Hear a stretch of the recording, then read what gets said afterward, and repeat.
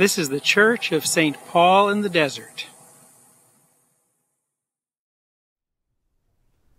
May the words of my mouth and the meditations of our hearts be always acceptable in your sight, O God, our rock and our Redeemer. Amen.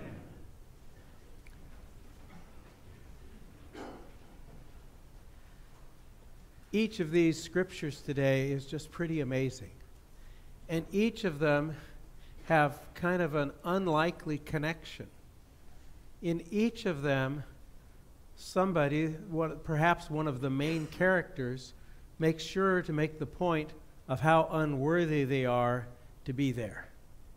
In the Isaiah passage, Isaiah is in the temple, and it's filled with smoke, and he sees God high and lifted up, and God's train fills the temple. And the last verse of the hymn that we sang as we came in, with all of the what I don't know what they call what's the extra that they did extra harmonies on that one.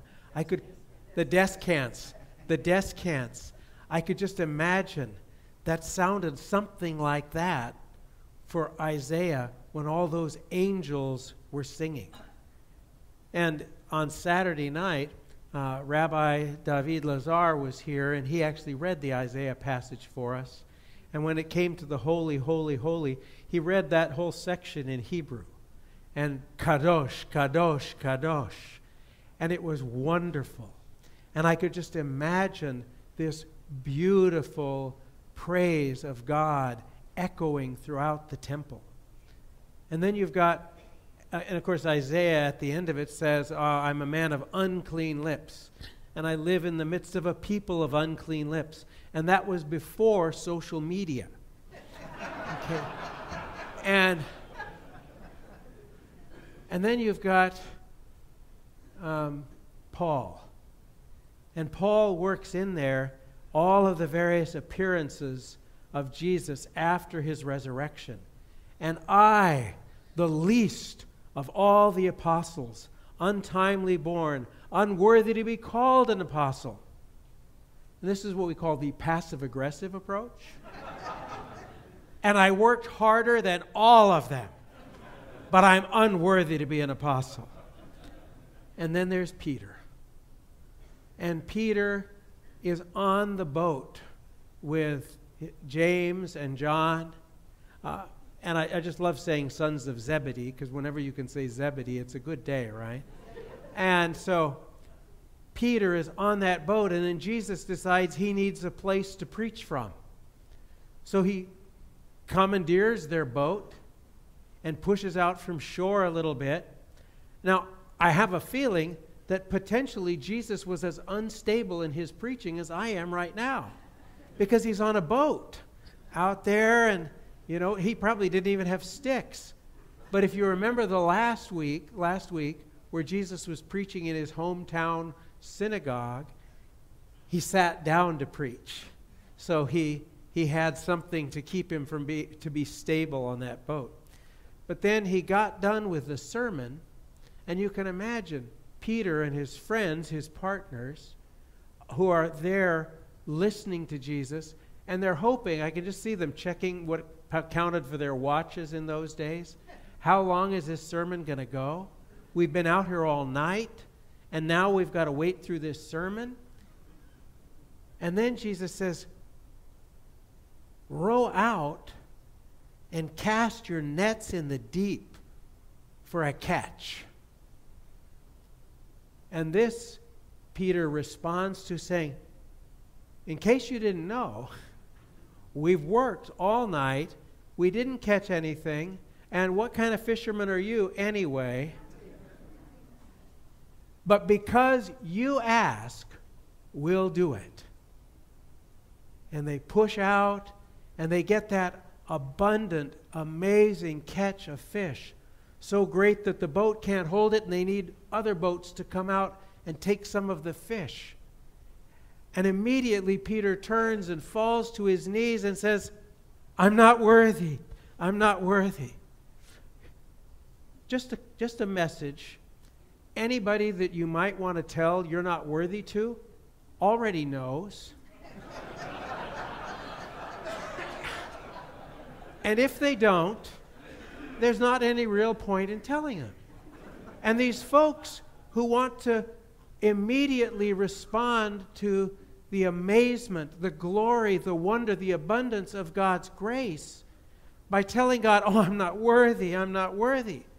I think God was getting a little tired of this. And for any of us who all of a sudden feel we're unworthy to participate in something that's glorious, we're unworthy for God to call us, we're unworthy for God to want something nice to happen to us, I say, get real. God knows about our worthiness.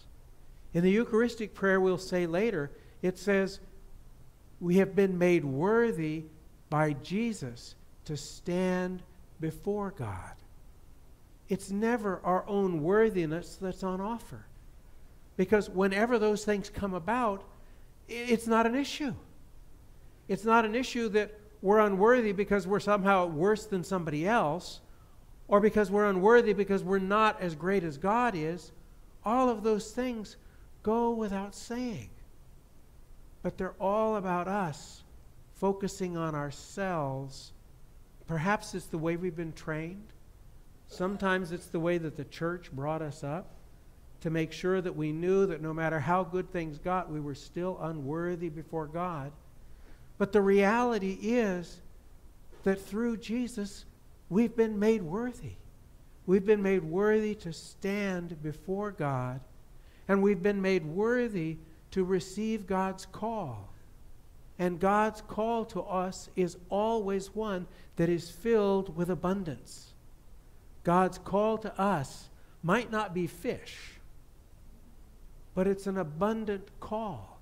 It's a call for a catch, that if we're willing to take a risk and throw our nets out in the deep, out in the places that perhaps are most confusing to us, seem most chaotic, put us most at risk, if we're willing to listen to God's call and throw out our nets, God promises us an abundance. Now, let's see if you know this. When I talk about an abundance that God has for us, I'm not speaking as Creflo Dollar. There's people who heard the sermon before, so they know Creflo Dollar now. But he's a preacher, I think it's either Atlanta or New York. And his idea of abundance is that if you need a Cadillac, pray and God will give you a Cadillac. I want you to know it's worked well for Creflo. Creflo drives the nicest cars and flies the nicest planes. But that's not the abundance that I'm talking about. I'm not talking about God raising your standard of living so that you can finally live the way you'd like to become accustomed.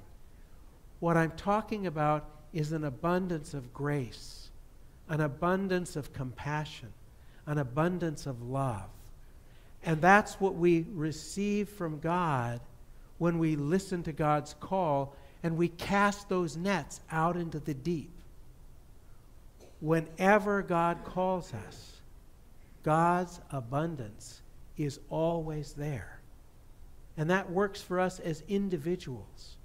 When we're confused, when our lives are in chaos, when there's things that are happening that we don't really want to happen, that we don't control them, when we listen to God and trust and cast our nets out into the deep, God promises an abundance of compassion and love and guidance and sustaining for us.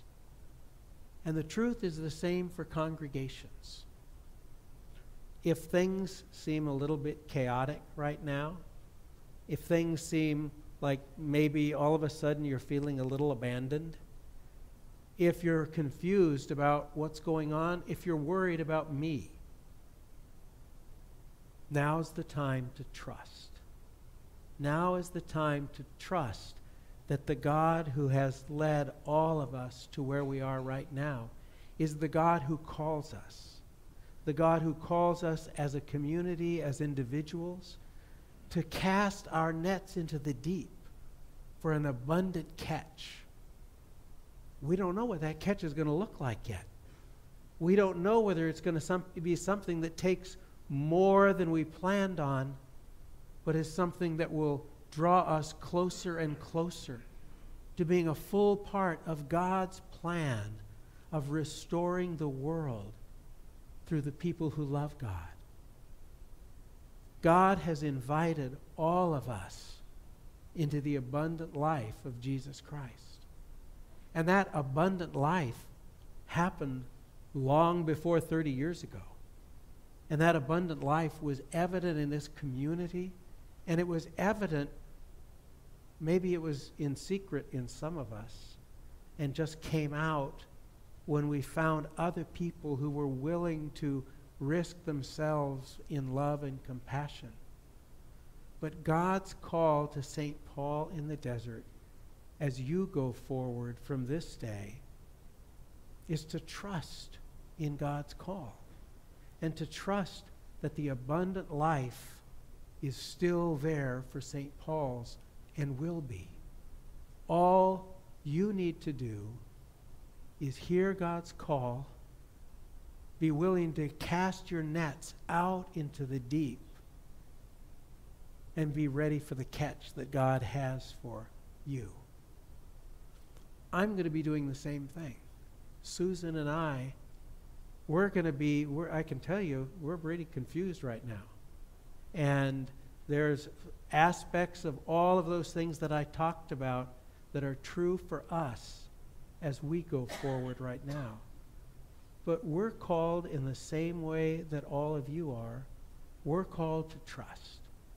We're called to row out into the deep, into the place where sea monsters are, the chaos place, and to cast our nets, trusting that God is still good and that God has abundance of grace and compassion and love for us, and always has it for us to share with the rest of the world. Amen.